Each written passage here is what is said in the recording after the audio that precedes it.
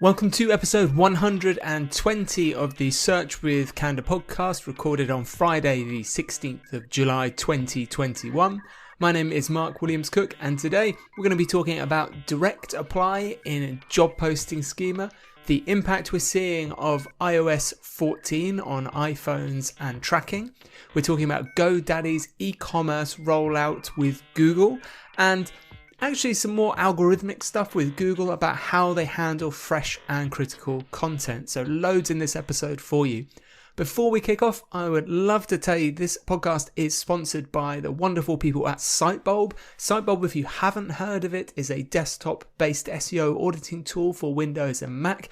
It's been around for a while now, and it's really had a big impact on the SEO community. It's an incredible tool for auditing your sites. They've recently released their newest version, which includes a really nice ability to check your core web vitals at scale. So before this, there was a few other ways you could do this, including using kind of command line interfaces to go through all of your pages, but Sitebulb takes care of all of this for you. Of course, we've got the page experience update still rolling out at the moment, so really good time to do this. With Sitebulb, you can just set it crawling your site and it will do these lab tests on every single page, group the results together for you and give you the feedback you need.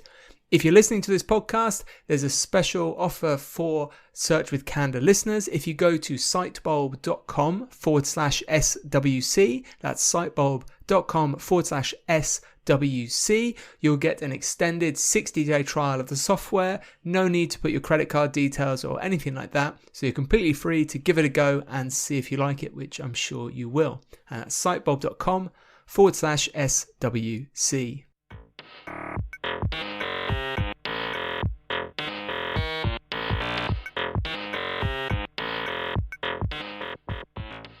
Okay, we're going to kick off talking about job posting schema, and this is a really cool little find that only surfaced 3 days ago, and I found it through Carl Hendy from the wonderful agency Redico. He highlighted this on Twitter, and there is a post about this which we'll link to in the show notes, which you'll find at search.withcandour.co.uk, and it's on the Google Search Central blog, and they've posted updating our job posting guidelines to improve quality of results for job seekers. I'll go through the post, but first just give you the kind of headlines from this, which is there is a new DirectApply property which you can add to job schema, and this is essentially if you have the ability on your site to directly apply for the job, i.e. fill out an application, you can add this or verify that this is a URL, you're able to do this and get a special listing in Google. There's also some helpful advice here from Google about general job listing and getting your pages for job listings listed and ranked in Google. So I'll read the post to you and just go through the details of the DirectApply property. Searching for a job can be a time-consuming process, and the outcome of the application may be life-changing. That's why providing job seekers with authentic, fresh and trustworthy content when they come to Google search is our top priority. To better understand our users' perspective, we asked tens of thousands of job seekers around the world to tell us more about their experience when applying to jobs online. Based on this feedback, we were able to identify common themes to help improve the quality of our results. Today, we're announcing a new structured data property and new editorial content policy. So the new structured data property is what I just spoke about, this DirectApply property. So the DirectApply property is an optional way that enables you to share if your job listing offers a direct apply experience. We define a direct apply experience in terms of the user actions required to apply for the job, which means that the user is offered a short and straightforward application process on your page. You'll likely offer a direct apply experience if your site provides one of the following experiences. And it says 1, the user completes the application process on your site, or 2, once arriving at your page from Google, the user doesn't have to click on apply and provide user information more than once to complete the application process. So fairly straightforward, but very, very useful if you are listing jobs on your site and using that schema. And the details as well, there is some new editorial content policy. To ensure users can understand your content and easily apply for the job, we're adding a new editorial content policy for job postings on Google Search.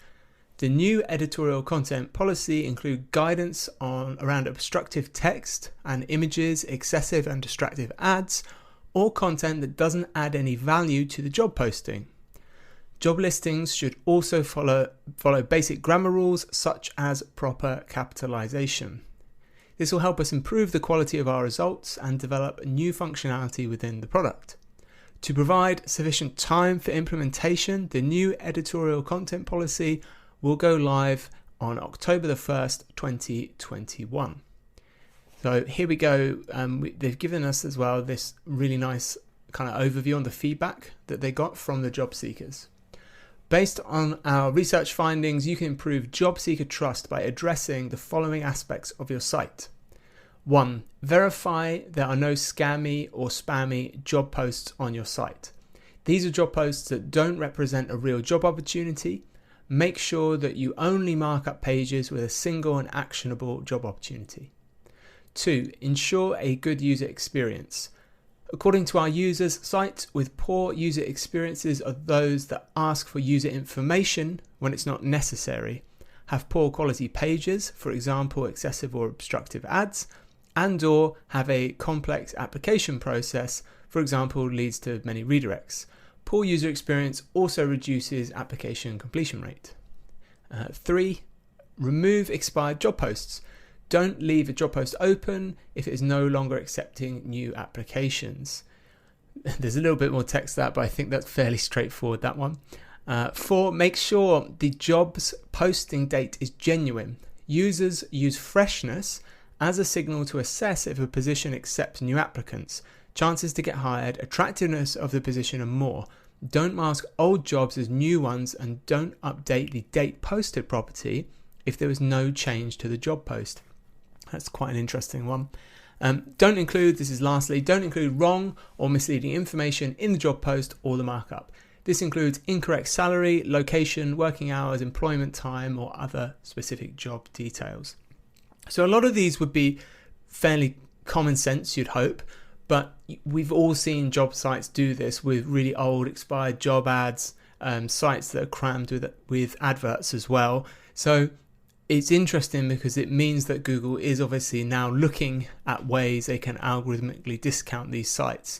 So as they said, you've got a little bit of time until the beginning of October if you think any of these apply to you to sort it out. And we'll probably set up some monitoring on some job sites to see if we can see any impact when these new editorial content policies go live, and then I can do a follow-up maybe in November or near the end of the year. But really interesting information, new schema, new editorial guidelines for job listings.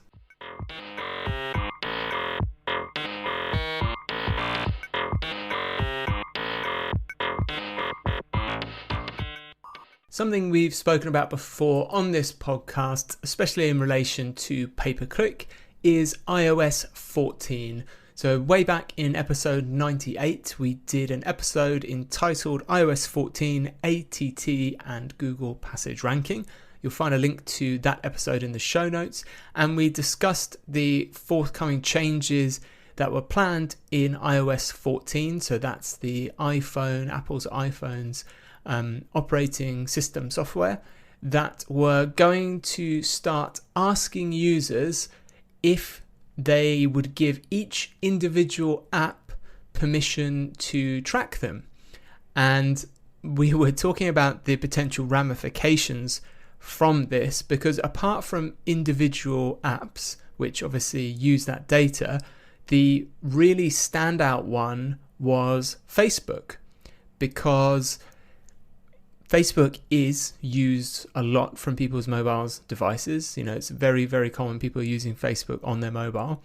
And apart from being able to track that user's interaction with adverts, to see if they're buying or generating the lead or doing what the advertiser wants them to do, there is a very deep level that this behavioral information on aggregated but individual users in groups is applied when it comes to Facebook doing things like their lookalike audiences, which is a way for advertisers to effectively build new groups of people based on various algorithms Facebook has to expand their marketing, basically. And it's very effective, actually, and lots of people with even with limited skill sets in digital marketing have managed to find success with Facebook doing this. And now we have seen these privacy changes roll out. We were originally talking about up to 90% of people opting out. It doesn't look quite that bad, but there is an article this month on Bloomberg, which again I will link to in the show notes, that really goes to show the impact that this is having on advertisers. So the article is actually called "Facebook Users Said No to Tracking. Now Advertisers Are Starting to Panic." People give iOS apps permission to track their behavior just 25% of the time, according to research in this article. So I'll just pull out one paragraph from this article that kind of summarizes this, which it says, Facebook advertisers in particular have noticed an impact in the last month. Media buyers who run Facebook ad campaigns on behalf of clients said Facebook is no longer able to reliably see how many sales its clients are making, so it's harder to figure out which Facebook ads are working. Losing this data also impacts Facebook's ability to show a business's products to potential new customers. It also makes it more difficult to retarget people with ads that show users items they've looked at online but may have not purchased. A Facebook spokesman declined to share what percentage of its users have accepted the company's tracking prompt, but roughly 75% of the world's iPhone users have downloaded the newest operating system, according to Branch. And then the data they further give on in the article says that they estimate only 1 in 4 people is actually saying, yes, you can track me. So I'd be interested if anyone else has got any feedback from this. I actually had a conversation today. It wasn't meant to be about this. I was talking to another agency owner in the UK, and he was saying how this has caused him problems with his agency, just because clients, rightfully so now, are concerned that it looks like their Facebook campaign performance has dropped off a cliff, when actually what's happened is a lot of these sales are now going unattributed, so we can't actually prove they're from Facebook. And as this paragraph points out, it then becomes difficult to do your job as a digital marketer, which part of that is, getting the greatest efficacy out of this spend and working out which ads are working and which groups of targeting is working and which isn't. Because if you don't have the data, or you're missing a large chunk of it at least, that becomes very, very challenging. So that's something that's rolled out. We were talking about various potential fixes that were in the works. It doesn't look like any of that's happened, so I'll be really interested to see how this pans out. I'll link, as I said, to the Bloomberg article, and it talks about the potential impact on Facebook's revenue and obviously share price. And this is because the direct impact will be, if advertisers can't get the same value from their spend, the same return, they will spend less, because they'll have to just go for kind of the easier ads with the tighter targeting. So we could see a little shrinkage in the market there, because I think it's not easy to overestimate the impact that Facebook as a platform has on the digital marketing world. So really interested to see how that's going to happen, and seeing what creative solutions people come up with.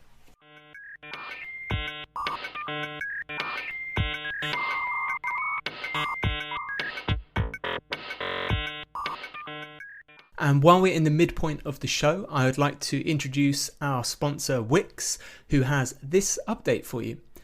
URL customization on Wix is now available on product pages. You can now customize URL path prefixes or even create a flat URL structure if that floats your boat.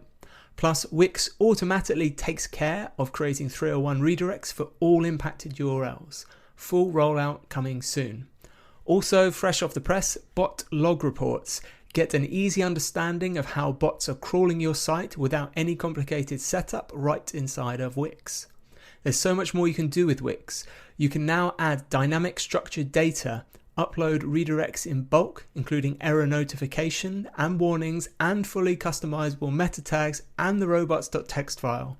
You can get instant indexing of your homepage on Google, while a direct partnership with Google My Business lets you manage new and existing business listings right from the Wix dashboard.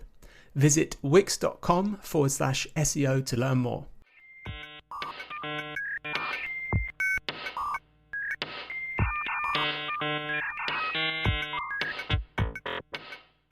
I haven't seen this mentioned elsewhere, but I thought it was interesting. I caught this announcement 3 days ago on July the 13th, which is that there is a new integration for GoDaddy merchants, which means they can show up across Google. And we've covered this a couple of times now when we've talked about Shopify, and we've talked about Google opening up shopping listings for free organically, and we've talked about the reasons they're doing that in terms of competing with Amazon and trying to desperately expand their inventory, so that when people have this I need some shopping intent and maybe they're not after one specific product, that they don't just go straight to somewhere like Amazon and start shopping.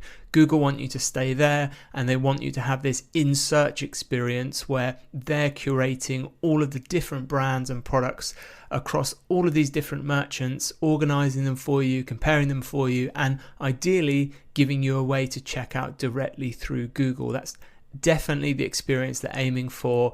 Google's going to pitch that, whether it's good or not for the merchants in the end. And there's a whole discussion about merchants owning their customer and the value of them knowing your brand. But Google's going to play this as, this is what the user wants, because it's a faster, frictionless experience for the user. You don't have to worry about site speed or site security. Everything's kind of there.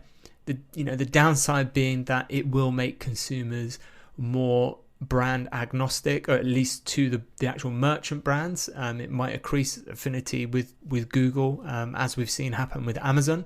But this is what's happening. So there is a post again on the Google, this time the keyword blog. Of course, we'll link to it, search.withcanada.co.uk. And it's entitled, "In just a few clicks, GoDaddy merchants can show up across Google." And Google have written, "Shoppers get the most choice when they can easily discover businesses and their unique products." So what we just spoke about, really. And when those products get discovered, businesses can connect with more customers.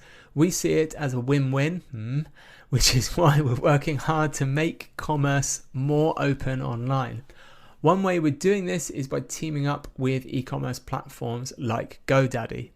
Starting today, we welcome GoDaddy online store customers to more easily integrate their product inventory across Google at no additional cost. This means that GoDaddy merchants can now get discovered across search, shopping, image search, and YouTube in just a few clicks. With this integration, and that links off to the GoDaddy site, GoDaddy merchants can upload their products to Google, create free listings and ad campaigns. I had a quick look at that. It's actually for those that qualify, Google will do a matched spend, and review performance metrics, all without leaving GoDaddy's online store. By teaming up with platforms like GoDaddy, we're able to help even more businesses make connections with shoppers who are eager to discover new brands. So, if you've got a GoDaddy store, it's kind of a no-brainer that you'd want to do that. This is, as I said, there's definitely like a downside, I think, to this for merchants. However, if you don't do this, you will be at a disadvantage. So there is that, I think it's called a Spanish prisoner dilemma. If you all didn't do it, then that would be fine. But the fact is there's an advantage to doing this thing. So some people will do it, which of course then pushes everyone to take part. So this is happening again. more expansion of this Google inventory for shopping.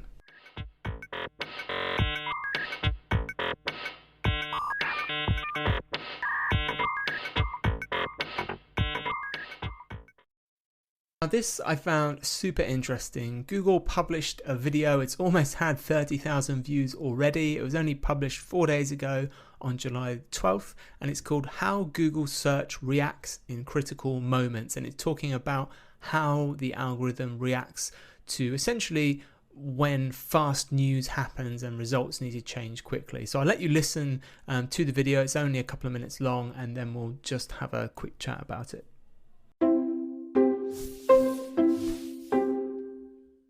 Whenever there's a significant event, we want people to be able to find reliable information as quickly as possible. To do that, our search systems are designed to recognize if a query is trending and surface fresh content in real time, particularly during a crisis. So if something major is happening near you, we can quickly give you helpful and reliable results. Critical context, like the time and location of searches, help us determine if something is a trending search, like when news is breaking. For instance, let's say you start searching for fire near me, and a lot of other people in your area are looking up the same thing. When our systems detect this uptick in similar searches and can also see there's a lot of fresh content available regarding fires, we're able to recognize this local fire as a trending search. This means results like top stories, which link you to local or international news, will be found towards the top of the page for searches about the fire. Same with SOS alerts, which make essential information more visible, so you can easily find things like maps of the affected area, emergency phone numbers, or donation opportunities. Of course, when it comes to providing real-time updates in critical moments, ensuring the quality of the results we're surfacing is extremely important. It's why we weigh signals of authoritativeness more heavily during situations like these. Designing our systems to respond to all these factors is how we're able to provide up-to-the-minute results that are relevant to your search and in nearly real time, connecting you to reliable information when you need it most. So there's actually quite a lot to unpack there. Hopefully there's some things most of us won't find that surprising, which is talking about how Google uses trending data, uses locality of trending data in terms of searches, the amount of new content appearing to work out what kind of results they should be showing. And we've spoken about this before in kind of several different strands, really. We've talked about things as well, how the intent shifts in a query. So one of the examples we commonly use is Halloween, and how close to Halloween we tend to see e-commerce sites ranking, and further away at other points in the year we tend to see just sites that kind of give more about the history of Halloween, because the actual intent behind that search changes. And we see something similar with this concept of a certain query deserves freshness, right? Which is that if I Google a specific term that's chronologically sensitive, I ideally would like to see more up-to-date news. And as we heard in the video there, the most obvious and common example is news, which, as it says on the tin, is normally new, so that being fresh is important. The more interesting part of this is when we get these more unpredictable trends in searches, which might be, for instance, if a certain subject comes up, which then changes which site should be maybe ranking for that query, because people are doing a search there's a trend of searches and they're maybe not looking for what is currently the top result. And I just have some casual observations I want to share with you about this. And one is this very commonly brought up topic about click-through rate in searches. Lots of people believe that the click-through rate is part of kind of Google's core algorithm, and the higher percentage of people clicking on your result when they Google something, the better. You can kind of see the logic as to why that might be true. Maybe when you think about it a bit deeper, you start to realize there's a lot of problems with that. Obviously, Google, a couple of different people at Google, Paul, Har, Gary Ish, off the top of my head, have all highlighted or either stated that that's just plain not the case. And in Paul's instance, in a great talk he did, he went into why using that data in a core algorithm can be trickier than it might first seem. But we have, on the other hand, seen instances where people have done fairly decent tests and they've demonstrated that they've been able to manipulate how sites rank for specific queries by fudging the click-through rate, by forcing it to be higher. And this, I think, sits on maybe these layers that sit on top of Google's core algorithm, which is the interesting thing about these ranking changes we've seen when people have manipulated click-through rate has been, in all the cases I've seen at least, these changes have been temporary. So they have managed to improve the ranking of a specific page for a query, but it's only lasted, from what I've seen, normally a matter of days, and as soon as that trend dies out, the page kind of goes back to where it was. And I think this is one of those bits that sits on top of Google's core algorithm, what they're talking about kind of here, which is they still have that kind of core ranking for, okay, these are the sites we think should rank for this query, but then there's this, we know there's additional layers that manipulate the actual results Google has in terms of things like, when featured snippets are generated, that's done after the rankings are processed. That, to me, that's where that would fit in. So Google's saying, well, okay, this is how I think the site should be ranked, but everyone seems to be interested in this at the moment, so just for now we'll surface this because we think this is in line with this trend. And certainly, as we talked about before, again, when we had Lily Ray on, talked about EAT, in the video there, they talk about specific critical information. They lean to more authoritative websites, which again, Google has been circling around this kind of expertise, authority, trust, which is a whole set of different metrics that Google's using to judge that both on and off page. And the other, I guess, casual observation I wanted to bring up, and this is a super casual one, was just I was doing some link analysis work with someone this month, and I was noting how at the time one of the data sets we were looking at was the Majestic trust and citation flow metrics that they calculate for pages, and I was just commenting about how there was a fairly strong correlation in the data set we were looking at of how pages ranked and Majestic's trust flow, but it wasn't the case with the citation flow. So this meant that, as we were looking at these results, basically the sites were ranked in order of Majestic's trust flow, but the citation flow was basically all over the place. And the super simple way to think about this is that the trust flow looks more at how authoritative the site is, so how trusted it is, whereas citation looks more at just the frequency of how many times it's talked about, it's cited, so number of links kind of versus what you might call authority, right? And I was commenting about how certainly this used to maybe not be completely the other way around, but definitely several years ago I would have seen a much stronger correlation with that citation metric rather than the trust metric. And going hand in hand with this, we were looking into some specific cases of websites that we knew were buying links and pretty rubbish links, to be honest. And the interesting thing that we saw was that these sites that were buying these rubbish links, which obviously against Google's guidelines, were seeing very fast ranking improvements, but they were also temporary. So we were seeing them jump up for some specific terms they bought links for, and then essentially they would go back to where they were after a couple of weeks. And we were talking about the possibility of a similar type of signal being used for links, in that you've got this big link graph that Google's looking at and doing various calculations, stuff like PageRank on. And it would make sense to me that if a whole bunch of new links appeared to a specific page mentioning it for a topic, this is a similar signal to the ones we've just been talking about, right? In terms of, oh, hey, lots of people are searching for this, or lots of people are clicking on this. There seems to be interest here. So it makes sense to me that Google might adjust that dial temporarily, saying, oh, hey, we found suddenly all of these new links. I haven't looked into them yet, but let's just bump this ranking up a little bit because I think there's a fair chance it might be important.